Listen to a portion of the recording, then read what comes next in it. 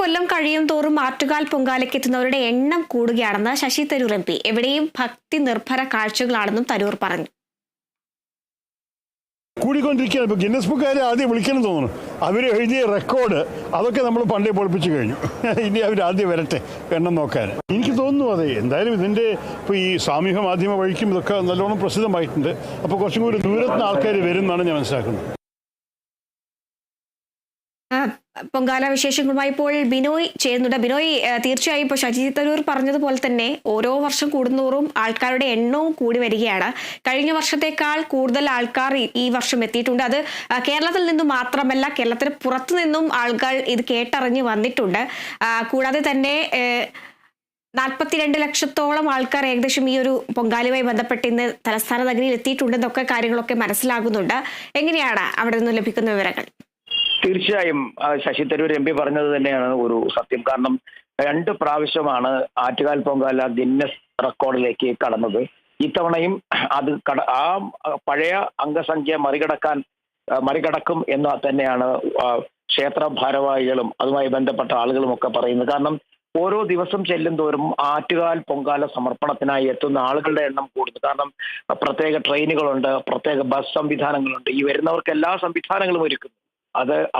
അതിനപ്പുറമായി വരുന്നവരെ സ്വീകരിക്കാൻ തലസ്ഥാന നിവാസികൾ തയ്യാറായി കഴിഞ്ഞിരിക്കുന്നു എന്നുള്ളതാണ് ഏറ്റവും വലിയ പ്രത്യേകത. കാരണം വരുന്നവർക്ക് ആഹാരമായാലും കുടിവെള്ളമായാലും അവർക്ക് വിശ്രമിക്കാനുള്ള സ്ഥലം നൽകുന്ന കാര്യത്തിലും ഒക്കെ തന്നെ ഒരേ മനസ്സോടെ ഇരു കൈകളും നീട്ടി ആളുകളെ സ്വീകരിക്കുന്ന ഒരു കാഴ്ച നമുക്ക് തലസ്ഥാനത്ത് കാണാൻ കഴിയും. അങ്ങനെ ഓരോ ദിവസം കഴിയും തോറും ഇതിന് ജാതിയോ മതമോ വർണ്ണമോ വർഗമോ ഒന്നുമില്ലാതെ എല്ലാവരും ഒരുപോലെ ആറ്റുകാൽ പൊങ്കാലയെ സ്നേഹിക്കുകയും സ്വീകരിക്കുകയും അതിന്റെ വിശ്വാസങ്ങൾക്ക് അനുസരിച്ച് ആ വിശ്വാസ പ്രമാണങ്ങൾക്കനുസരിച്ച് ആ ചടങ്ങുകളിൽ പങ്കെടുക്കാൻ എത്തുന്നതുമൊക്കെ നിരവധിയായ ആളുകളാണ്. അത് തന്നെയാണ് ഇവിടെ നിന്ന് കാണാൻ കഴിയുന്നത്. കാരണം അതിഭയങ്കര ചൂടാണ്. ഇതിന്റെ തലസ്ഥാനങ്ങളെ സംബന്ധിച്ചോളം വലിയ ചൂടിലൂടെയാണ് ഓരോ ദിവസവും കടന്നു പോകുന്നത്. ഒപ്പം ഈ പൊങ്കാല കലങ്ങളിൽ നിന്ന് ഉയരുന്ന ആ ചൂടും കൂടി ആകുമ്പോഴേക്കും അതിതീക്ഷ്ണമായ ആ ചൂടിനെയൊക്കെ തൃണവൽഗണിച്ചുകൊണ്ട് അല്ലെങ്കിൽ അവഗണിച്ചുകൊണ്ട് ഈ പൊങ്കാല നിവേദ്യ സമർപ്പണത്തിനായി കാത്തിരിക്കുന്നത്. കാരണം പൊങ്കാല കലങ്ങളിലൊക്കെ തന്നെ പൊങ്കാല തിളച്ച് തൂവിക്കഴിഞ്ഞിരിക്കുന്നു. ഇനി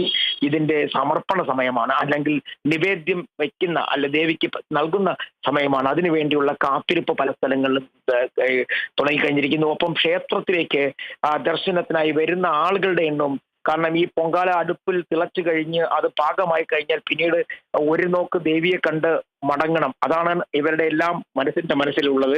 അത്തരത്തിൽ ക്ഷേത്ര പരിസരത്ത് വലിയ ദൂരം അല്ലാത്തവർക്ക് മാത്രമാണ് ഇത്തരത്തിൽ ഇങ്ങനെ ദേവിയെ വണങ്ങി മടങ്ങാൻ കഴിയുക. മറ്റുള്ളവർക്കൊക്കെ കുറെ സമയമെടുക്കും. കാരണം തലസ്ഥാന നഗരിയുടെ ഏകദേശം 25 കിലോമീറ്ററോളം ചുറ്റളവിൽ ഈ പൊങ്കാല അടുപ്പുകൾ നിരന്നു കഴിഞ്ഞിരിക്കുന്നു. അവിടെയൊക്കെ എല്ലാ സംവിധാനങ്ങളും ഒരുക്കിയിട്ടുണ്ട്. കുടിവെള്ളമുണ്ട്. ഒപ്പം പൊങ്കാല നിവേദ്യത്തിന് ആവശ്യമായ സാധനങ്ങൾ, പ്രത്യേകിച്ചും വെള്ളം ഒക്കെ അവിടെ എത്തിച്ചുകൊണ്ടിരിക്കുന്നു. അപ്പോൾ അത്തരത്തിൽ ഒരു ബുദ്ധിമുട്ടും ഇവിടെ പൊങ്കാല ഇടാൻ വരുന്നവർക്ക് ഉണ്ടാവില്ല. അത്തരത്തിൽ എല്ലാ സജ്ജീകരണങ്ങളും സംസ്ഥാന സർക്കാർ തന്നെ, മുഖ്യമന്ത്രിയാണ് നേരിട്ട് ഇതുമായി ബന്ധപ്പെട്ട അവലോകന യോഗം തന്നെ വിളിച്ചത്. ഈ പൊങ്കാലയുമായി ബന്ധപ്പെട്ട് ഇന്നലെ ആരോഗ്യവകുപ്പ് മന്ത്രി അവിടെ എത്തിയിരുന്നു, അവിടുത്തെ പരിശോധന നടത്തിയിരുന്നു. ഇപ്പോൾ 3 മന്ത്രിമാർ, പ്രത്യേകിച്ച് ക്ഷേത്ര കാര്യങ്ങളുമായി ബന്ധപ്പെട്ട ക്ഷേത്ര ചടങ്ങുകളുമായി ബന്ധപ്പെട്ട കാര്യങ്ങൾ നോക്കുന്ന ദേവസ്വം മന്ത്രി വാസവനുണ്ട്. ഒപ്പം GR അനിൽ മന്ത്രിയുണ്ട്.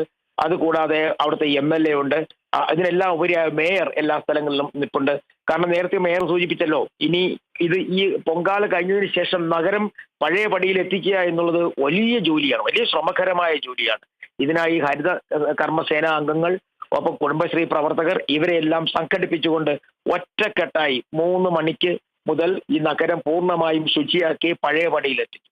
അപ്പോൾ അതൊരു ശ്രമകരമായ ജോലിയാണ്. ഒപ്പം ഈ അമ്മമാർ ഉപേക്ഷിച്ചു പോകുന്ന ഇഷ്ടികകൾ, ഈ ചുടുകട്ടകൾ, അത് പിന്നീട് പാവപ്പെട്ട ആളുകൾക്ക് വീട് വെക്കുന്നതിന് വേണ്ടി നൽകുകയാണ് പതിവ്. അത്തരത്തിൽ അങ്ങനെ ഈ പൊങ്കാല കൊണ്ട് ആ പൊങ്കാലയുടെ ഐശ്വര്യം ഒരു വിഭാഗത്തിന് മാത്രമല്ല, നഗരത്തിലെ ഒട്ടനവധി ആളുകൾക്ക് ലഭ്യമാകുന്നു എന്നുള്ളതാണ് ഏറ്റവും വലിയ. തീർച്ചയായും ബിനോയ്, അതുപോലെ തന്നെ ഈ ഭക്തിക്ക് പുറമെ മറ്റൊരു വശം നോക്കുകയാണെങ്കിൽ ഈ കച്ചവടക്കാരായിക്കോട്ടെ, ഇന്ന് ആരും തന്നെ പട്ടിണി കിടക്കേണ്ടി വരില്ല എന്നത് മറ്റൊരു കാര്യമാണ്. കാരണം ഇന്ന് ഈ തലസ്ഥാനം മൊത്തത്തിൽ പൊങ്കാലയിടൽ ചടങ്ങുകൾക്ക് ഇങ്ങനെ നിൽക്കുമ്പോൾ ഈ ഒരു വിഭാഗം ആൾക്കാർ ഇപ്പോഴും പട്ടിണി കിടക്കുന്ന ആൾക്കാരൊക്കെ അവിടെ ഉണ്ടാകും. അവർക്ക് കൂടി ഇന്ന് വയറ് നിറയും എന്നതാണ് മറ്റൊരു പ്രധാനപ്പെട്ട കാര്യം. തീർച്ചയായും അങ്ങനെ തന്നെ പറയാൻ കഴിയും. കാരണം ഈ പൊങ്കാലയുടെ ഒരുക്കങ്ങൾ ഇന്ന് പൊങ്കാല കഴിഞ്ഞാൽ പിന്നെ അടുത്ത ഒരു വർഷം ഉള്ള കാത്തിരിപ്പാണെങ്കിൽ പോലും പൊങ്കാലയ്ക്ക് വേണ്ടിയുള്ള തയ്യാറെടുപ്പുകൾ നാളെ മുതൽ തലസ്ഥാന നഗരവാസികൾ തുടങ്ങും. കാരണം അവരുടെ കരുതൽ അതാണ്. ഈ മറ്റ് സ്ഥലങ്ങളിൽ നിന്ന് വരുന്ന ആളുകൾക്കായി തലസ്ഥാന നിവാസികൾ അല്ലെങ്കിൽ തലസ്ഥാനത്തെ ആളുകൾ നൽകുന്ന ആ ഒരു കരുതൽ, ആ സ്നേഹം അതൊരിക്കൽ പോലും മറക്കാൻ കഴിയില്ല. കാരണം ഇന്നലെ രാത്രി മുതലൊക്കെ ഭക്ഷണം കഴിക്കാതിരിക്കുന്ന ആളുകൾക്ക് ഇന്ന് രാവിലെ പ്രഭാത ഭക്ഷണം, അത് കഴിഞ്ഞ് കുടിവെള്ളം, അത് മാത്രവുമല്ല വിവിധതരം പഴവർഗ്ഗങ്ങൾ ഇവർക്ക് കൊടുക്കുന്നു, മധുര പലഹാരങ്ങൾ കൊടുക്കുന്നു, എന്തിനു പറയുന്നു ഐസ്ക്രീം ഉൾപ്പെടെ ഉള്ളതായിരുന്നു. ഇനി ഇപ്പം പല സ്ഥലങ്ങളിലും എനിക്ക് കാണാൻ കഴിയുന്നുണ്ട്, പല സ്ഥലങ്ങളിലും ഒക്കെ തന്നെ ചോറ് വിളമ്പി കഴിഞ്ഞിരിക്കുന്നു. നല്ല വിഭവസമൃദ്ധമായ ചോറ് വിളമ്പുന്നു. അങ്ങനെ വരുന്ന ആളുകൾ വിശപ്പറിയാതെ അവര് ആ ഐശ്വര്യത്തിന് വേണ്ടിയുള്ള പ്രാർത്ഥനയ്ക്ക് അല്പം പോലും വിശപ്പറിയാതെ ക്ഷീണമറിയാതെ തലസ്ഥാനത്തിൽ നിന്ന് മടങ്ങാനുള്ള ഒരു അവസരം ഒപ്പുന്നു. മാത്രവുമല്ല തലസ്ഥാനത്തുള്ള ആളുകൾക്ക് അധികം പേരും ഈ അന്നദാന പന്തലുകളിലെത്തിയാണ് ഭക്ഷണം കഴിക്കുന്നത്. ഓഫീസുകളിൽ നിന്ന് പ്രവർത്തനമല്ല, സ്കൂളുകളിൽ പ്രവർത്തനമല്ല എങ്കിൽ പോലും ചില പ്രവർത്തിക്കുന്ന സ്ഥലങ്ങളൊക്കെ ഉണ്ട്. അവരൊക്കെ തന്നെ ഈ പൊങ്കാല ഇടാൻ വരുന്ന ആളുകൾക്കായി ഒരുക്കിയിരിക്കുന്ന അന്നദാന മണ്ഡപങ്ങളിൽ അല്ലെങ്കിൽ വഴികളിൽ നൽകുന്ന ഭക്ഷണമൊക്കെ ഏറ്റുവാങ്ങി അവർ കഴിച്ചിട്ട് പോകുന്നതാണ് നമുക്ക് കാണാൻ കഴിയുന്നത്. അങ്ങനെ വളരെ ശ്രദ്ധേയമായ അല്ലെങ്കിൽ ഭക്ഷണം നൽകുന്ന കാര്യത്തിലായാലും കൊടുക്കുന്ന കാര്യത്തിലായാലും വിളമ്പുന്ന കാര്യത്തിലായാലും ഒക്കെ ഇത്രയും സ്നേഹം കാണിക്കുന്ന ഒരു ദിവസമാണ് ഈ പൊങ്കാല ദിവസം.